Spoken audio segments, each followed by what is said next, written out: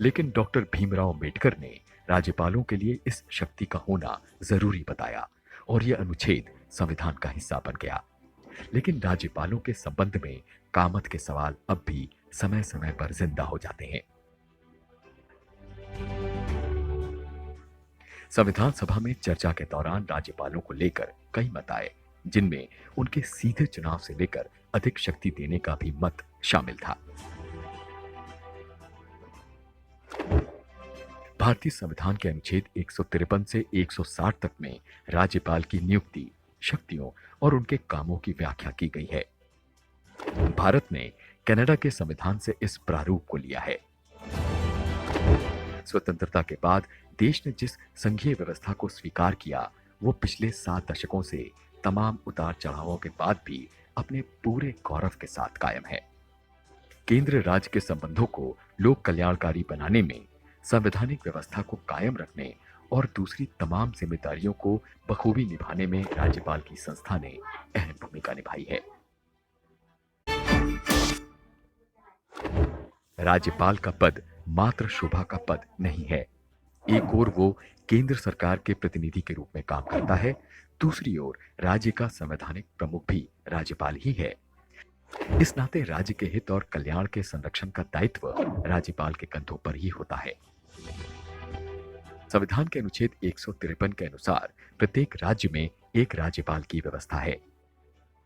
अनुच्छेद 154 के अनुसार राज्य की कार्यपालिका शक्ति राज्यपाल के पास है, जिनका प्रयोग ये परोक्ष या प्रत्यक्ष रूप से करते हैं। संविधान के अनुच्छेद 155 के अनुसार राज्यपाल की नियुक्ति प्रत्यक्ष रूप से राष्ट्रपति करते हैं। इसके अलावा राज्यपाल की नियुक्ति को लेकर कुछ महत्वपूर्ण परंपराएं भी हैं। राज्य से संबंधित ना हो जहां उन्हें नियुक्त किया जाए, ताकि वो स्थानीय राजनीति से मुक्त रह सकें। संविधान के अनुच्छेद 156 में राज्यपाल पद का उल्लेख है, जिसके तहत राज्यपाल के कार्यकाल की अवधि 5 वर्ष निर्धारित है, लेकिन वो इस अवधि से पहले भी राष्ट्रपति को अपना इस्तीफा देकर सेवानिवृत्त हो सकते हैं।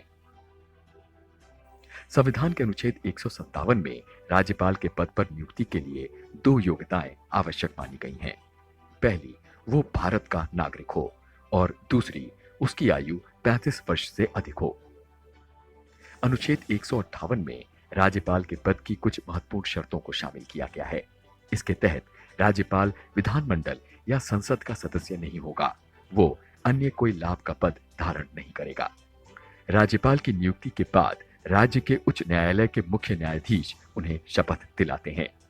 यह प्रावधान संविधान के अनुच्छेद 159 में मिलता है।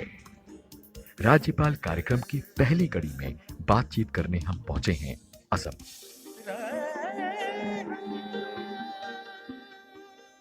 अछूते सौंदर्य और जनजातीय संस्कृति की अनमोल धरोहर है असम। भारत के पूर्वी छोर का पहरेदार होने के साथ साथ पूर्वोत्तर राज्यों के प्रवेश द्वार के तौर पर भी जाना जाता है।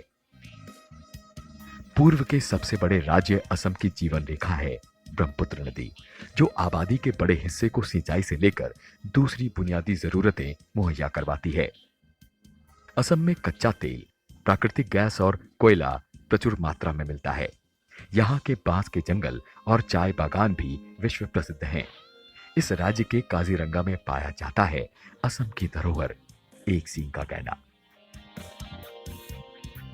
3 करोड़ से अधिक की आबादी वाले इस प्रदेश में विधानसभा की 126, लोकसभा की 14 और राज्यसभा की 7 सीटें हैं। संविधान के अनुच्छेद के अंतर्गत राज्यपाल की सिफारिश पर राष्ट्रपति शासन लग जाता है, तो फिर राज्यपाल ही राज्य को कार्यपालिका के साथ मिलकर चलाते हैं। ऐसा असम में भी कई बार हुआ है। छठी अनुसूची मूल रूप से अविभाजित असम के आदिवासी बाहुल्य क्षेत्रों, यानी जहां भी 90% से अधिक आदिवासी आबादी हो, ऐसे क्षेत्रों के लिए लागू की गई थी। इन इलाकों को भारत सरकार अधिनियम 1935 के तहत बहिष्कृत क्षेत्रों के रूप में वर्गीकृत किया गया था।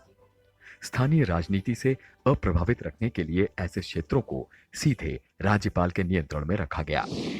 असम, मेघालय, त्रिपुरा और मिजोरम को मिलाकर इन राज्यों में ऐसे 10 काउंसिल हैं, जिनमें से 3 असम में पड़ते हैं।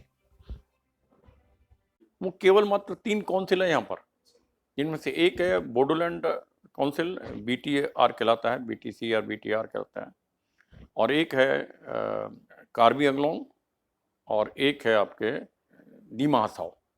ये 3 इन परिषदों या काउंसिल को अपने अधिकार क्षेत्र के तहत आने वाले क्षेत्रों के संबंध में कानून बनाने का अधिकार है, जिनमें भूमि, जंगल, खेती, विरासत, आदिवासियों के स्वदेशी रीति रिवाजों और परंपराओं आदि से संबंधित कानून शामिल हैं। साथ ही इन्हें भूमि राजस्व तथा कुछ अन्य करों को इकट्ठा करने का भी अधिकार प्राप्त है। छठी अनुसूची में असम को लेकर एक विशेष प्रावधान छठी अनुसूची संशोधन अधिनियम 1995 के तहत 20 BA को जोड़ा गया, जिसके तहत असम के राज्यपाल को स्वायत्त जिला परिषदों के संबंध में कुछ विशेषाधिकार दिए गए।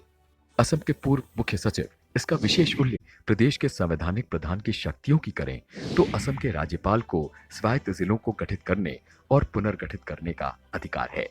लिहाजा राज्यपाल इन क्षेत्रों को बढ़ा या घटा सकते हैं या इनका नाम परिवर्तित कर सकते हैं अथवा सीमाएं निर्धारित कर सकते हैं। यदि एक स्वायत्त जिले में अलग अलग जनजातियां हैं तो राज्यपाल जिले को कई स्वायत्त क्षेत्रों में विभाजित कर सकते हैं। प्रत्येक स्वायत्त जिले में एक जिला परिषद होती है जिसमें 30 सदस्य होते हैं, जिनमें से 4 राज्यपाल द्वारा नामित किए जाते हैं और शेष 26 वयस्क मताधिकार के आधार पर चुने जाते हैं। राज्यपाल के पास अधिकार होता है कि वो सदस्यों की संख्या बढ़ा सकें है। ये गैर आदिवासियों द्वारा ऋण एवं व्यापार के नियंत्रण के लिए नियम भी बना सकती हैं, लेकिन ऐसे नियमों के लिए राज्यपाल की सहमति की आवश्यकता होती है। राज्यपाल स्वायत्त जिलों या क्षेत्रों के प्रशासन से संबंधित किसी भी मामले की जांच और रिपोर्ट करने के लिए एक आयोग नियुक्त कर सकते हैं। वो आयोग की सिफारिश पर जिला या क्षेत्रीय परिषद को भंग भी कर सकते हैं। राज्य के राज्यपाल उस प्रदेश के सभी विश्वविद्यालयों के कुलाधिपति भी होते हैं। उच्च शिक्षा का सारा दारोमदार राज्यपाल के ऊपर होता है। कुलपतियों की नियुक्ति से लेकर प्रशासन में इनकी भूमिका महत्वपूर्ण होती है। असम के पूर्व मुख्य सचिव कुलाधिपति के रूप में एक राज्यपाल की भूमिका को विस्तार से बताते हैं।